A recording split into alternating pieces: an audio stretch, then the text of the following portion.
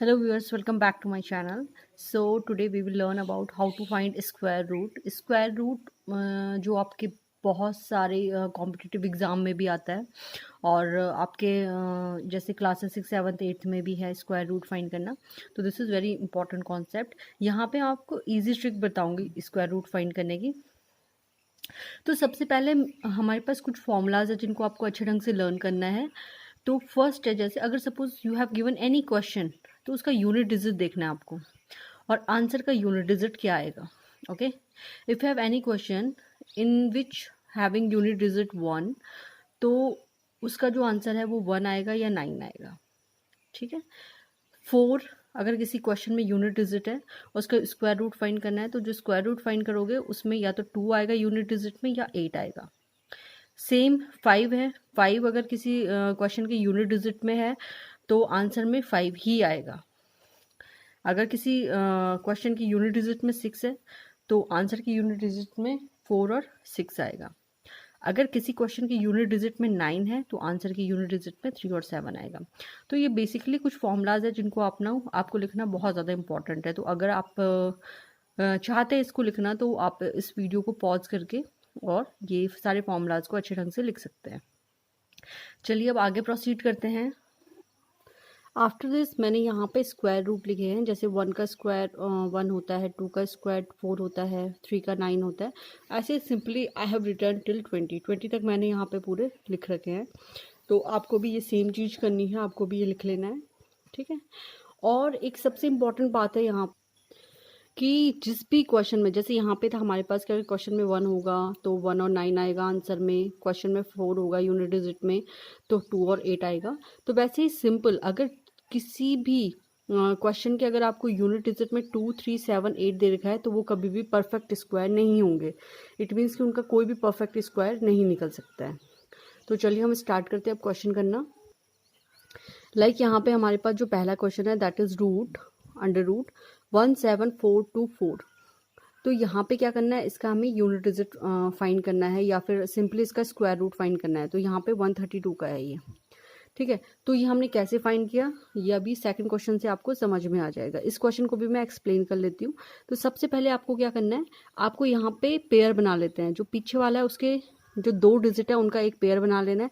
Number कितने भी हों आपको पेयर बना के चलना है। तो सबसे पहले तो आपको 2 नंबर्स का पेयर बनाना है, उसके बाद ये 3 नंबर्स का पेयर बन गया। ठीक है। अब I am writing here it again 17424। Okay. तो 17424 में सबसे पहले मैंने इन 2 नंबर का पेयर बना लिया। तो दिस इज नंबर 24। जो ये नंबर 24 है और दिस नंबर इज 174। अब जो 24 नंबर है इसके हमें यूनिट डिजिट में देखना है। तो यूनिट डिजिट में कितना है, 4 है। तो यहाँ पे देखिए जो हमारे पास फॉर्मूला है कि जिस फॉर्मूले की यूनिट डिजिट में 4 है उसके आंसर में 2 और 8 आएगा। तो इट मीन्स या तो इसके लास्ट में 2 होगा या 8 होगा। ओके। सेकेंड थिंग, जो 174 है 174 को आपको स्क्वायर रूट में देखना है कि ये किस किस के बीच में आता है। तो जो 174 है वो यहाँ पे आप देख सकते हैं 169 और 196 इन दोनों के बीच में आता है। मतलब 13 का स्क्वायर और 14 का स्क्वायर इन दोनों के बीच में आता है। ठीक है। अब हमें हमेशा ऊपर वाला लेना होता है। ठीक है। हमें हमेशा क्या लेना है, जो फर्स्ट वाला नंबर है ये लेना है। अगर हमारे पास जो पहला वाला ये नंबर है ये किसी दो नंबर्स के बीच में आ रहा है तो हमें हमेशा ऊपर वाला नंबर लेना है। इट मीन्स इसका आ जाएगा, ये आ रहा है 13 और 14 के बीच में, तो हमेशा पहला वाला 13 का स्क्वायर और 14 के स्क्वायर के बीच में तो हमेशा ये वाला लेना है। तो दिस इज 13। ठीक है। अब ये 13 हो गया। इसके बाद जो 2 है या तो 132 का स्क्वायर है ये या 138 का स्क्वायर है। ठीक है। We have these 2 conditions. अब हमें देखना है कि जो 174 है वो ज़्यादा क्लोज किसके है, ज़्यादा क्लोज किस नंबर के है, 13 के स्क्वायर के कि 14 के स्क्वायर के। तो ऑब्वियसली 13 के स्क्वायर के ज़्यादा नज़दीक है। ठीक है। 174 13 के स्क्वायर के ज़्यादा क्लोज है और 196 के स्क्वायर के क्लोज नहीं है, मतलब इससे काफ़ी दूर है। ठीक है। तो हम क्या लेंगे, 13 का स्क्वायर मतलब जो पहला वाला है 132 ये लेंगे। इसके बाद चलिए सेकंड देख लेते हैं थोड़ा अच्छे ढंग से इसको समझने के लिए। Root 1 2 5 2 4। Again we will do the same thing. ये बना लिया हमने इसका पेयर 24 के लास्ट में 4 है तो अगेन इट विल बी 2 और 8। ठीक है, लास्ट में 4 है तो यूनिट डिजिट में 2 और 8 आएगा। 125 को देखते हैं अब। चलो 125 किस किस के बीच में आता है? तो 125 आता है 121 और 144 के बीच में। तो हमेशा क्या लेना है? पहले वाला नंबर लेना है। किस किस के बीच में आ रहा है? 11 के स्क्वायर के बीच में। ठीक है, 11 के स्क्वायर से क्या है? ये ग्रेटर है। 125 11 के स्क्वायर से क्या है? ग्रेटर है। और लेस है किसने? 12 के स्क्वायर से। तो इट मीन्स जो 125 है वो 11 का स्क्वायर और 12 का स्क्वायर दोनों के बीच में आ रहा है। तो हम क्या करते हैं? रूल हमेशा लेते हैं पहले वाला। तो 11 यहाँ पे आ जाएगा। तो या तो ये 112 का स्क्वायर है या 118 का स्क्वायर है। ठीक है, जो पहला वाला नंबर है उसके 2 डिजिट ले लिए और जो लास्ट में हमने 2 नंबर लिख रखे थे इनको लिख लिया हमने यहाँ पे। तो या तो ये 112 का स्क्वायर है या तो 118 का स्क्वायर है। अब सेकेंडली कैसे फाइंड आउट करना है कि 112 का है या 118 का है? तो again we will do the same thing. हमें देखना है कि 125 किसके ज़्यादा क्लोज है, 121 के कि 144 के। तो ऑब्वियसली 121 के ज़्यादा क्लोज है तो पहला वाला आ जाएगा। तो this is the square root of 112 equal to 112। Okay, तो these are the two questions that we have done. अब हम थोड़े से आगे 2-4 क्वेश्चन और करेंगे कि जिससे आपको और ज़्यादा अच्छे ढंग से ये समझ में आ जाए। Okay okay, so now next actually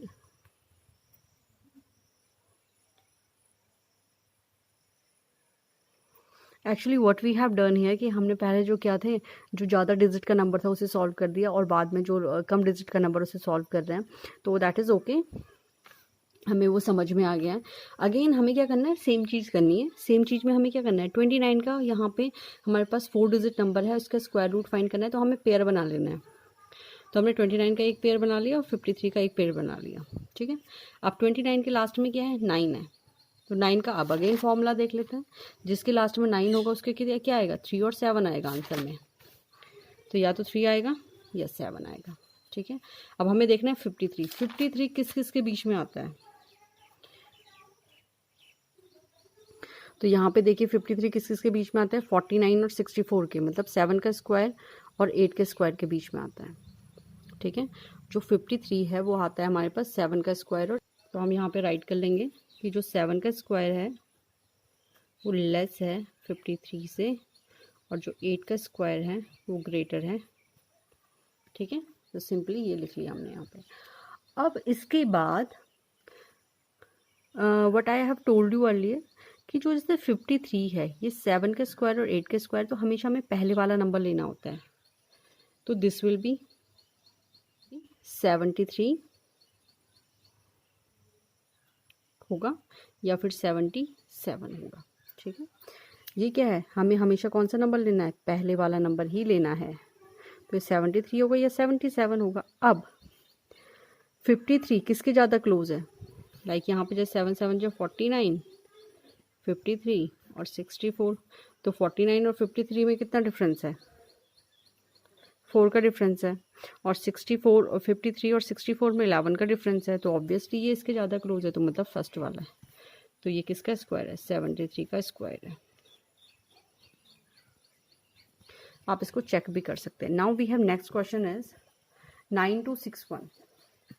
same thing, pair बना लेते हैं 61। अब देखते हैं कि 61 में जिसके लास्ट में 1 है उसके वहाँ पे क्या आएगा आंसर में? 1 और 9। तो ऑब्वियसली इसके लिए या तो 1 आएगा या तो 9 आएगा। अब 92 देखते हैं किस किस के बीच में आता है।